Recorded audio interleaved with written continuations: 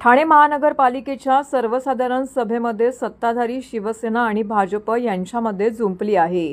मात्र यामुळे विकासकामे खोळंबली असून जनता यात भरडली जाते. महासभेत सत्ताधाऱ्यांनी केलेल्या गोंधळाचा निषेध करण्यासाठी ठाणे काँग्रेसच्या वतीने पालिका मुख्यालयासमोर शहर अध्यक्ष विक्रांत चव्हाण यांच्या नेतृत्वाखाली निदर्शने करण्यात आली. मागील आठवड्यात झालेल्या ठाणे महानगरपालिकेच्या सर्वसाधारण सभेमध्ये सत्ताधारी शिवसेना आणि भाजप यांच्यामध्ये चकमक उडून महासभा आटोपण्यात आली. तब्बल 3 वर्षांनी ठाणे महानगरपालिकेचे सभागृह अस्तित्वात आले. प्रशासकीय कारकिर्दीमध्ये सर्वसामान्य ठाणेकरांची कामं खोळंबली होती असा लोकप्रतिनिधींचा आरोप होता. मात्र आता सभागृह स्थापन झाल्यानंतर लोकांची कामं करण्याचं सोडून प्रश्नांवर चर्चा करायची सोडून शिवसेना भाजप हे भांडण्याचं नाटक करत 5 मिनिटात विषय मंजूर करत असल्याची टीका विक्रांत चव्हाण यांनी केली आहे. सत्ताधाऱ्यांच्या खेळीमुळे नवीन नगरसेवकांना चर्चा करता येत नाही, आपल्या प्रभागातील विषय मांडता येत नाहीत. आज स्थायी समिती, विशेष समिती, प्रभाग समित्या अजून स्थापन झालेल्या नाहीत. त्यामुळे पुन्हा अशाच प्रकारे भोंगळ कारभार सुरू असून विकासकाला खीळ बसली आहे.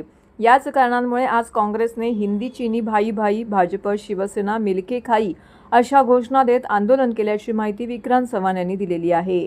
आंदोलनानंतर विक्रांत चव्हाण यांच्या नेतृत्वाखाली शिष्टमंडळाने पालिका आयुक्त, अतिरिक्त आयुक्त रोडे यांना निवेदन दिले. सभागृहात घाईघाईने मंजूर केलेल्या विषयांमध्ये त्रुटी असल्याने सखोल अभ्यास करून पुन्हा ते विषय महासभेत आणावेत किंवा ते विखंडित करण्यासाठी शासनाकडे पाठवावेत अशी मागणी निवेदनामध्ये केल्याची माहिती विक्रांत चव्हाण यांनी दिलेली आहे.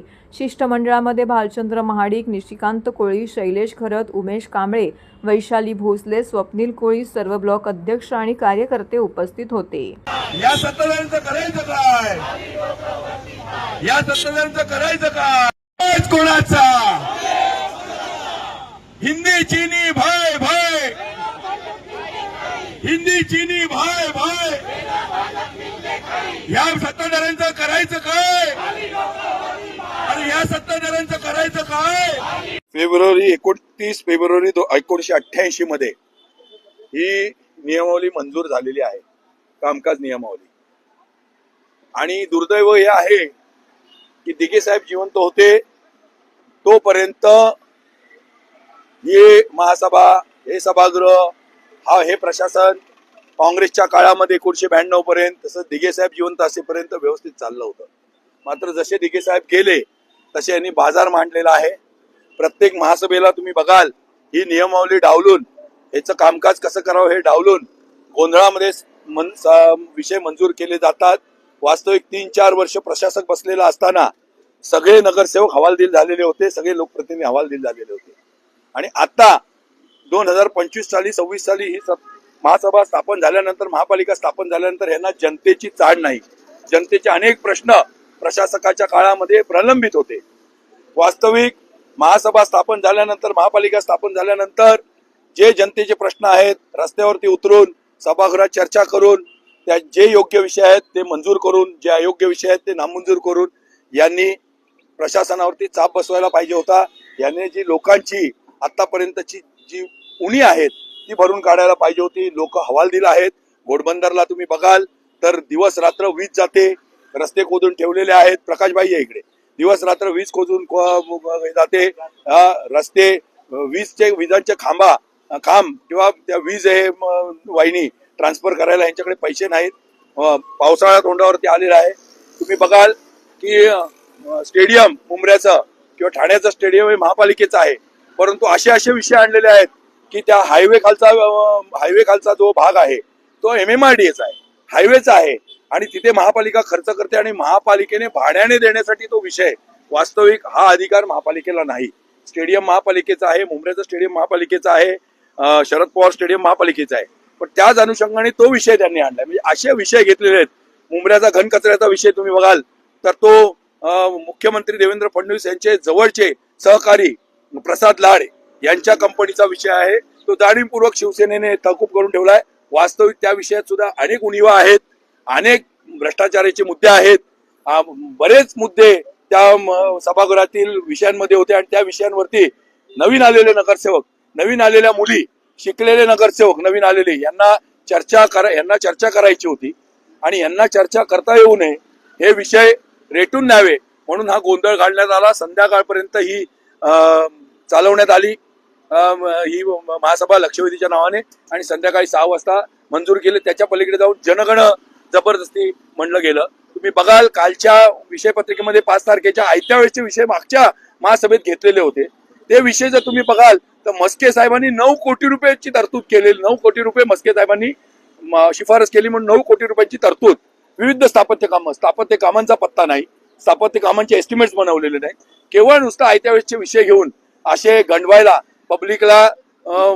पब्लिकची दिशाभूल करण्यासाठी या सभागृहामध्ये या लोकांनी घाबरून ही युती केलेली होती.